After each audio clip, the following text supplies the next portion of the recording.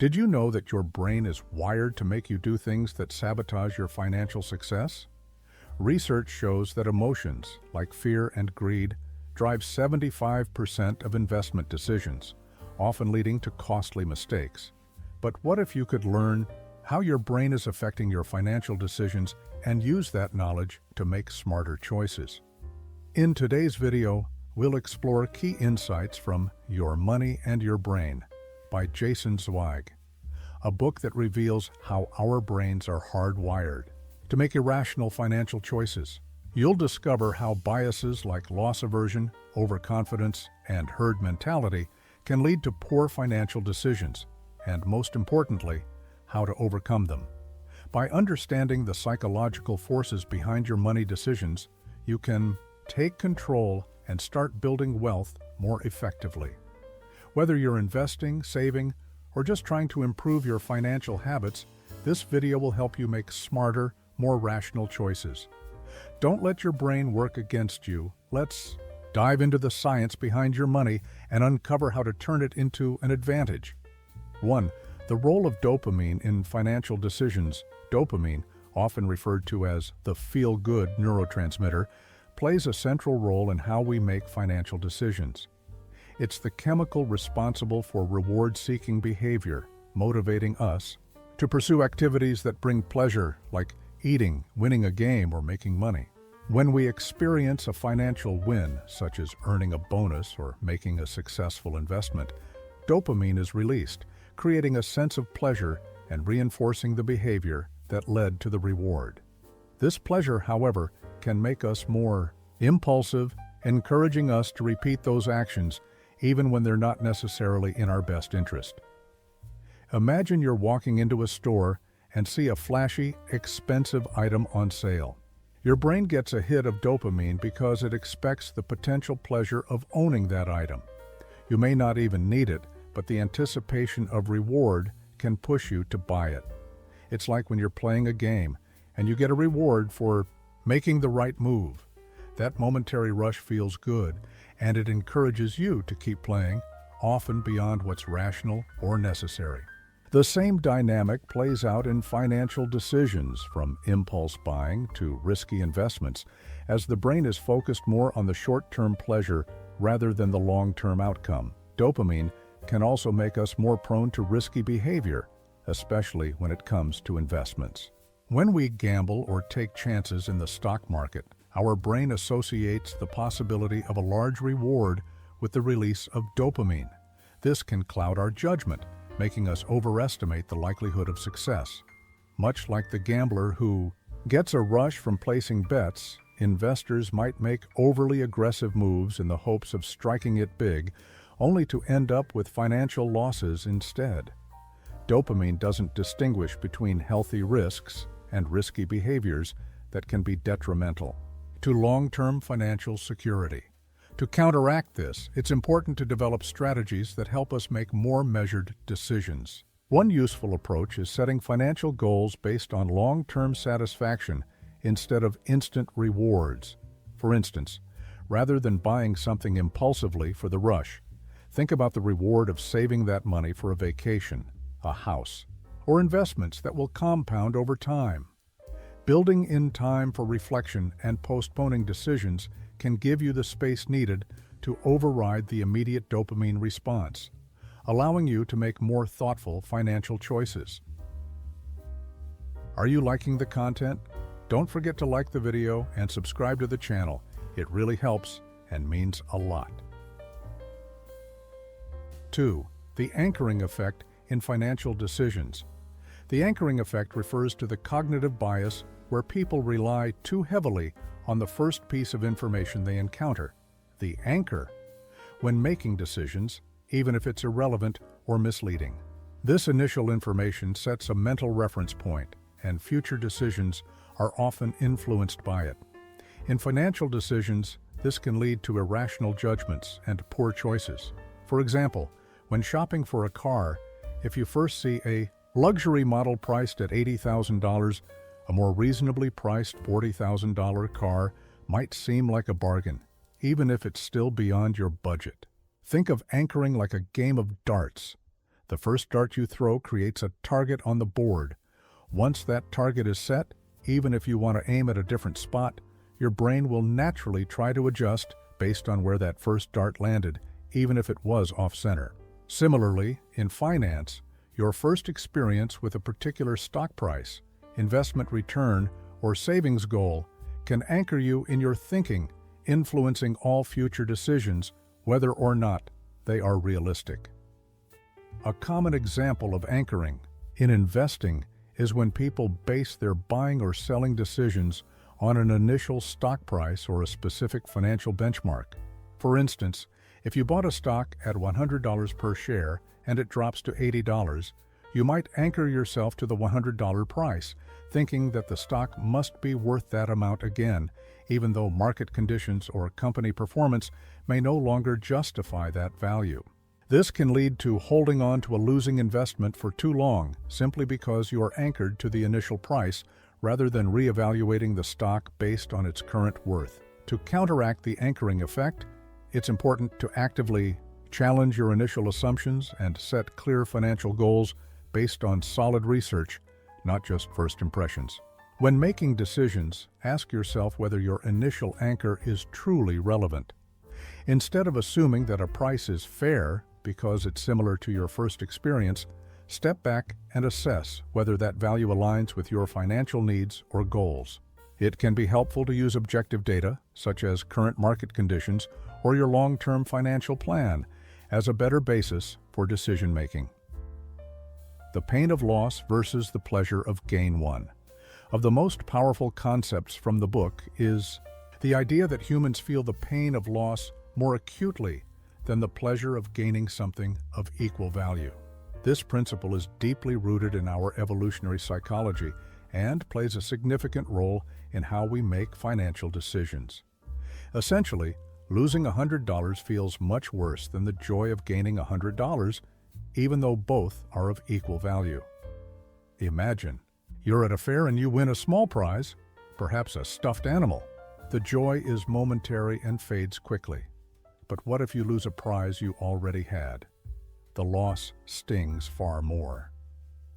This imbalance between how we react to gains versus losses is a powerful driver in decision-making, particularly in areas like investing. For example, investors are often reluctant to sell a losing stock, even when it's clear that it might be better to cut their losses. The pain of realizing the loss feels worse than the pleasure they might get from realizing a gain in another investment. This bias towards loss aversion can cause people to make suboptimal decisions, like holding on to underperforming stocks for too long or avoiding risky but potentially rewarding opportunities out of fear of losing money. It's as if you're driving your car and instead of looking at the road ahead, you're constantly staring in the rearview mirror to see if you're missing something. Focusing too much on potential losses without evaluating future possibilities can hold you back from making wise financial choices. To better manage loss aversion, one strategy is to reframe your thinking by focusing on the potential long-term benefits rather than the short-term discomfort of a loss. For instance, when you sell a stock at a loss, instead of feeling regret, consider how you can use that capital more effectively elsewhere, perhaps in a more promising investment. By shifting your mindset to look at losses as learning experiences or opportunities for better decisions down the line, you can break free from the emotional grip of loss aversion and make more balanced, rational financial choices. 4. The impact of social proof on financial decisions. Social proof is the psychological phenomenon where people tend to follow the actions or decisions of others, especially when they are unsure about their own decisions. This is a common bias that can strongly influence financial decisions. For example, when you see a lot of people buying a particular stock, it creates a sense of reassurance and makes you feel that the investment must be a good idea. Even though these decisions might not be based on solid research or individual financial goals, the simple fact that others are doing it encourages you to follow along. Think about standing in line at a popular food truck. If you see a long line of people waiting for food, You might assume that the food must be good, right? Even if you don't know what's on the menu or if you've never been there before, you're more likely to join the line because others are doing it. This same mindset can occur in investing or financial decisions. People may jump on the latest trending investment because they see others doing the same, even if they don't fully understand the risks involved. This reliance on social proof can lead to herd behavior where everyone rushes into an investment or financial trend because they believe others know something they don't. A classic example is during a stock market bubble, like the housing crisis of 2008 or the dot-com bubble in the early 2000s. Everyone seemed to believe the market would continue rising, so they followed the crowd, ultimately leading to massive losses when the bubble burst. To avoid falling into the trap of social proof, it's crucial to step back and assess whether the decision aligns with your financial goals and risk tolerance. Before making a decision just because everyone else is doing it, ask yourself, does this make sense for me based on my financial situation?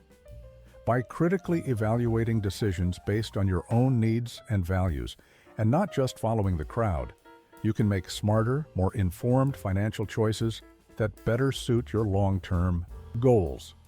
5. The role of loss, aversion in financial decisions. Loss.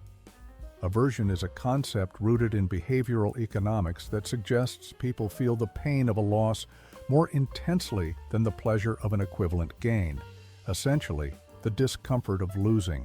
$100 feels much stronger than the satisfaction of gaining $100. This can significantly impact how individuals approach risk, often leading to overly conservative financial decisions or an irrational fear of losing money. To understand this, imagine you are playing a game where you flip a coin. If it lands heads, you win $10, but if it lands tails, you lose $10. Even though the potential gains and losses are equal, most people would prefer to avoid the loss, even if it means not playing the game at all. This is because the emotional impact of losing $10 feels much worse than the thrill of gaining $10. In investing, loss aversion can lead people to hold on to losing investments for too long, hoping they will rebound. Rather than cutting their losses and moving on, they may hold on, thinking that selling would realize the loss, making it feel permanent. This can cause them to miss out on better opportunities elsewhere, as they are emotionally tethered to the hope of a recovery in a losing investment. To counteract this bias, one practical tip is to set predefined exit points for your investments, whether it's a target profit or a stop-loss limit. By having a clear strategy in place, you take emotion out of the equation, making it easier to stick to your plan and avoid the paralyzing effect of loss aversion. This way, you can make decisions based on logic and long-term goals, rather than being influenced by the fear of loss. 6. The influence of the environment. On financial decisions, our environment plays a powerful role in shaping our financial behavior, often more than we realize. From the way markets are structured to the subtle cues in our daily surroundings, we are constantly being influenced by external factors that guide our decision-making. This is especially true in contexts such as investing, saving, or even consumer spending. Think about the way a store sets up its layout. Items on sale are often placed at eye level or near the checkout counter to encourage impulse buying. Similarly, in financial markets, certain factors such as media hype, social influence, or even the behavior of others can lead us to make decisions based on the current environment, rather than on logical analysis. Just as we may grab a candy bar at the checkout without thinking, we may also make investment decisions based on trends or the opinions of others, rather than a careful, thoughtful evaluation of the underlying asset. For example, during a bull market, when stock prices are rising rapidly, it's easy to get swept up in the excitement and think that the market will continue to climb forever. This environment can push investors to take on more risk, buying into overvalued assets just because everyone else is doing it. The fear of missing out, FOMO, drives many to make financial decisions that they would not normally make, just to keep up with the crowd. One way to counter the influence of your environment is to create a clear financial plan that defines your goals and strategies, independent of external trends. For instance, when you're making investment decisions, you can use tools like automatic investing, where a set percentage of your income is invested regularly, regardless of market conditions. This removes the impulse to act based on what's happening around you and instead keeps you focused on long-term growth. By setting up a system that works for you, you can reduce the impact of environmental influences and make more rational, well-informed financial decisions. 7. The influence of mental accounting. Mental accounting refers to the tendency for people to separate their money into different categories, such as fund money, savings, or emergency fund, and then treat these categories differently. This concept often leads to irrational financial decisions. For example, someone might be very careful with their emergency savings, but splurge on a fancy dinner with their fun money, even though the money in both categories is ultimately part of the same financial pool. To understand this better, think about how we often treat our time. You might spend an hour of your day working, but then find it hard to spend the same amount of time doing something enjoyable, like reading or relaxing. We view time differently depending on how we mentally allocate it. The same applies to money. When you get a bonus at work, you might treat it as found money and go on a shopping spree, even if it puts a strain on your budget. On the other hand, if you get a bill that requires you to dip into your savings, you might feel the loss much more acutely because you mentally separate that money for a specific purpose. This cognitive bias can have a significant impact on financial decision-making. It can cause people to treat money differently depending on its source or purpose, even when it doesn't make sense. For example, someone might avoid using their savings for an important investment because it's meant for emergencies, but might happily spend that same amount of money on a vacation because they see it as extra money. This mental separation can lead to suboptimal financial choices and prevent you from reaching your financial goals. To avoid the pitfalls of mental accounting, it's important to take a holistic view of your finances. A practical tip is to create a unified budget that considers all of your income, savings, and expenses in one place rather than separating them into different mental buckets. This will help you make more rational decisions and ensure that you're using your money in ways that align with your long-term goals, rather than being influenced by arbitrary categories that don't truly reflect the bigger picture of your financial well-being. 8. The impact of emotion on financial decisions. Emotions play a significant role in the way we make financial decisions, often overriding logic and reason. For instance, when the stock market is soaring, people often feel a rush of excitement and invest without fully considering the risks, while the opposite happens when the market crashes. In moments of fear or excitement, we tend to overlook the long-term perspective and make impulsive choices that are driven more by how we feel than by sound financial reasoning. A simple analogy for this can be found in how we behave when we're hungry. Imagine you're in a grocery store and you're feeling starving. In this state, you're much more likely to grab unhealthy snacks or impulsively buy food you don't really need, simply because it feels good in the moment. This is similar to how emotional reactions like fear during a market downturn or excitement during a bull market can cause us to make poor financial decisions that don't align with our overall goals. In the world of investing, this emotional bias can be even more detrimental. When markets are volatile, it's easy to panic and sell investments at a loss, or conversely, to chase after risky opportunities when things are going well.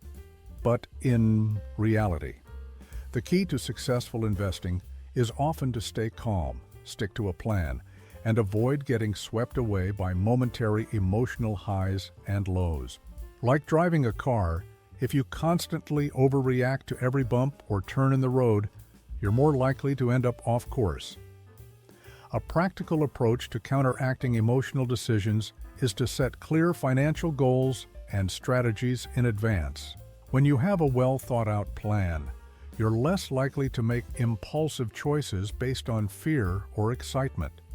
For example, consider automating investments to avoid the temptation of reacting to market fluctuations.